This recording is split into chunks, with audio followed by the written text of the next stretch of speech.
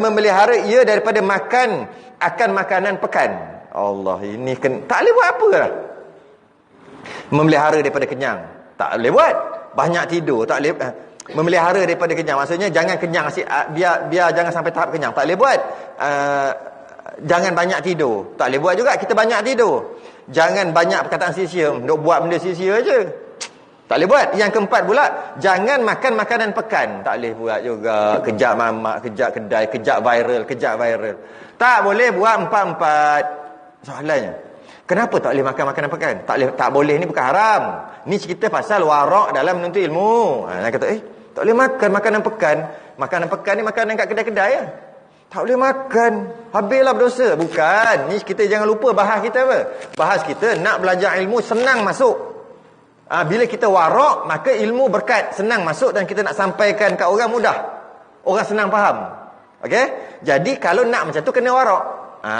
Okey. Jadi antara yang keempat adalah jangan makan makanan pekan. Yang ni memang gagal kan? Memang gagal. Siapa-siapa tukang cakap pun gagal juga ni. Tak boleh buat apa lah. Makanan pekan tu lah yang sedap, yang viral tu. Kenapa? Kenapa tak boleh makan makanan pekan? Macam pasar malam apa kan, tak boleh makan. Orang masak tak boleh makan. Kalau orang belajar tak boleh. Sebab tu Tok Pakir dia masak sendiri. Kerana makanan pekan itu terlebih hampir bagi najis. Dari segi fiqh hanya, kita tak tahu dia pakai apa, kita percaya je, tak wajib usul, maka halal. Itu fiqh. Ini masalah lain, berkat masalah dalaman. Jadi kalaulah kita makan masakan pekan orang buat, kita tak tahu dia, kalau kadang-kadang benda tu ayam dia basuh ke tidak, ikan dia basuh ke tidak, jatuh ada najis dia campur sekali ke, mana orang tahu aku masak kat dalam? Tak tahu. Jadi dia kata, dia tak tuduh, dia kata terlebih hampir. Mudah untuk jadi makan tu najis. Kalau kata ambil ayam, kita basuh macam mana ayam untuk sucikan ayam tu sebelum goreng, sebelum masak. Kita akan cucur air. Tapi di kedai-kedai boleh jadi nak jimat air, dia ambil besen. Ambil 3-4 ekor ayam, bubuh dalam tu. Lepas tu buanglah kulit-kulit apa dalam tu. Lepas dah buang penuh ni dengan darah-darah apa dalam tu. Kemudian ambil, letak kat tepi. Tak cucur dah. Boleh jadi tak? Boleh jadi. Bukan dekat kedai. Kadang-kadang kat rumah pun jadi gitu. Tak ajar anak isteri buat. Makan najis tu. Makan najis tak boleh. Dia masih cucur dengan air. Air yang lalu. Itu air tu dah najis. Mutan najis dah air tu. Semua merah dah. Ambil ikan. Siang. Siang ikan lepas dalam bekas yang berisi air. Lepas tu dah banyak 5-6 ekor, 10 ekor ikan. Perut ikan tadi tu buang. Ikan tadi tu buat dalam besen dah. Lepas tu ambil dah. Tos tak tepi. Bubuh garam, kunyit. Basuh dulu kau tidak makan najis. Sebab air tu mutan najis dia. Jadi itu kadang-kadang kat rumah pun berlaku. Ini kan pula kat kedai. Agak-agak dia buat macam mana? Maka jatuh kat bawah. Mana ada orang ambil basuh, nak basuh kena pergi sana. Lepas tu dia kata makan makanan pekan terlebih hampir kepada najis. Tapi tak tuduh halal. Bila kita makan fiqhnya halal, tapi hakikatnya ianya najis, keberkatan tu tak ada. Kenyang-kenyang, keberkatan tu tak ada. Tapi halal. Dan khianat. Kadang-kadang ada. Macam-macam dah jadi ya. Dia khianat. Kadang-kadang ada orang tangkap kat video kan. Dia buat gitu, dia ambil letak kat bawah, lepas tu dia goreng, dia apa? Dia macam-macam lah, ludah dia. Tui, lepas tu dia bagi orang tu makan. Sebab masa order tu banyak songeh. Nak order, saya nak ikan saya tak nak macam ni, nak macam ni. Allah, susah aku nak tulis. Begitu kat dalam pun marah. Masak-masak dia, tui macam mana? Tak tuduh, tapi boleh jadi khianat tu. Boleh jadi. Kita makan halal. Sedap, lemak. Mana tak lemak lebih, tui je dah. Halal, tapi berkat ada? Tak ada. Okey. Dan terlebih jauh daripada zikrullah. Orang yang buat tu agak-agak subhanallah. Dekat rumah kita tak buat. Orang rumah pesan kat dia, masa nak basuh beras, nak masak tu, mulut tu zikrullah. Daripada duduk saja nyanyi buat apa? Subhanallah. Masa ramah beras tu. Dekat dengan zikrullah. Maka makanan tu ada keberkatan. Kalau kat pekan-pekan ada makanan kat restoran. Tak ada, pasal lagu kau buat. Dong dandut sambil masak. Kau tak penat sambil. Jadi makanan tu tak ada berkat. Halal. Dan terlebih hampir kepada lalai. Yalah, lalai ya. Maksud buat tu dalam keadaan lalai, buat lebih kurang masakan tu. Masakan pekan kata. Dan lagi kerana bahawasanya, jap kat situ cerita. Saya pernah makan dekat Kedah. Kedah terkenal dengan char kway teow. Ada satu kedai dia jual char kway teow baru besar dia tulis.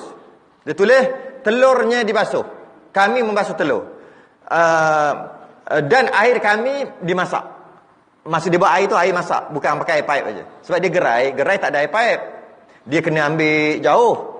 Jadi dia tulis macam tu nak bagi tahu dia jaga. Kita tengok banyak kedai char kway teow yang lain tak ada tulis pun telur dibasuh. Yang penting telur tadi basuh tu. Sebab kan ada najis, kalau ada najis kat situ kan. Kita pun duduk kat sini, tapi tergerak sebelum duduk tu nak pergi intai. Intai yang kata telur dibasuh. Dia ambil besen, letak besar besen besar. Telur dia berpapan-papan dekat tepi ni, dia masuk dalam tu, dia ambil macam berus ataupun nak basuh pinggan punya tu, macam tu, dia buat dekat telur tadi. Celup-celup tak ke tepi. Celup-celup tak ke tepi. Semua mutan najis. Asalnya baik, tapi cara salah. Semua mutan najis. Elok-elok telur ni tak wajib basuh. Telur yang ada najis baru wajib basuh. Telur yang tak ada najis, tak nampak najis di telur tu, tak wajib basuh, sunat je basuh. Kalau ada najis baru wajib basuh. Tak ada najis, sunat basuh. Jadi bila dia kata basuh, baguslah. Elok-elok dalam satu papan yang ada najis, silap-silap 3-4 biji je. Bukan setiap tu ada najis. Tengok juga kalau grade C setiap telur ada najis. Grade A ni ada yang ada najis, ada yang tak ada najis. Jadi boleh kita kata dalam satu papan ada yang ada najis, ada yang tak ada najis. Dia ambil bubuh dalam tu semua, maka semua jadi najis. Yang tak ada najis pun jadi najis juga. Maksud mutan najis. Tempat yang tak basuh telur, saya tengok, saya nak char kway teow, saya nak telur yang ni. Kita pilih yang tak ada najis, kita nak yang ini. Tak payah basuh, itu lagi bagus daripada makan yang konon-konon telur basuh tadi. Ramai penuh kat situ. Nak kata telur yang basuh, tapi basuh elok-elok. Bukan semua satu papan ada najis, menyebabkan semua jadi najis. Sebab dia gendam, patut cucu air. Cucu air. Saya nak makan. Dan lagi kerana bahawasanya mata segala fakir jatuh atasnya. Dan orang miskin yang tak ada duit jatuh atas makanan pekan tadi tu. Tengok Allah mahal, tak mampu nak beli. Dia hilang keberkatan makanan itu. Sebab ada mata orang fakir yang teringin nak tapi tak dapat beli. Maka makanan tu kurang berkat. Dia kata ni, maka bahawasanya mata segala fakir jatuh atasnya. Orang fakir Allah tak beli, tak ada duit. Aduh. Jadi hilang berkat makanan itu. Kita belian makanan itu lah. Mana nak ada berkat? Sebab makanan ni, apabila orang fakir tengok makanan ni, bila ada orang maki, maka makanan tu hilang berkat. Saya ingat lagi orang-orang dulu. Saya banyak dulu masa belajar dulu, apa kita muda, umur 11-12 tahun, tapi kawan umur 80-90-100. Dia pula cerita dengan tok nenek dulu. Maknanya saya dapat 300 tahun lepas. Sebab dia cerita tok nenek dulu macam ni. Dia tu dah 100 dah. Kita baru belasan waktu tu. Dia cerita orang dulu kalau kambing lembu yang berkeliaran ni, kan kambing lembu dia ada tempat ragut dia. Ada kambing lembu yang di kampung dia berkeliaran. Dia makan pasu bunga orang, makan bunga orang, makan rambutan daun orang, orang marah, orang maki. Mereka takkan buat korban binatang macam tu. Sebab binatang tu kena maki. Ini tuan dia bodoh dengan lembu-lembu bodoh. Habis aku punya pucuk yang rambutan, yang putih-putih rambutan. Habis dimakan. Contoh, kambing biasa, kambing tu 2 kaki dia boleh angkat tu. Habis bunga aku. Siapa ni? Isteri-isteri jiran-jiran duk maki. Makan.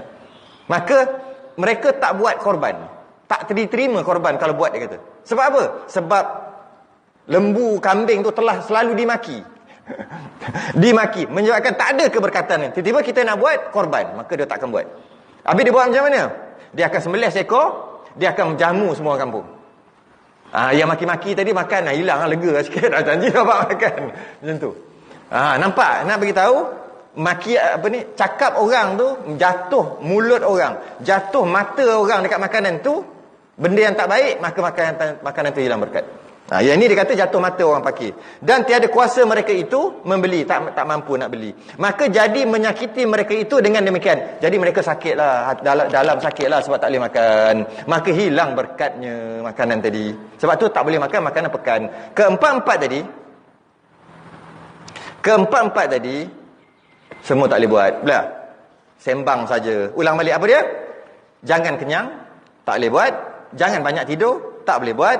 Jangan cakap benda sia-sia, jangan dengar benda sia-sia, jangan tengok benda sia-sia, tak boleh buat. Tambah-tambah time politik macam ni, lagi cakap benda sia-sia. Tak ya ke tidak cakap orang tu lah betul-betul. Lagi sia-sia, tak boleh buat. Dan jangan makan makanan pekan pun tak boleh buat. Ngaku lah ke tak ngaku? Ngaku nak macam mana? Akhir zaman akan datang, kita sambung.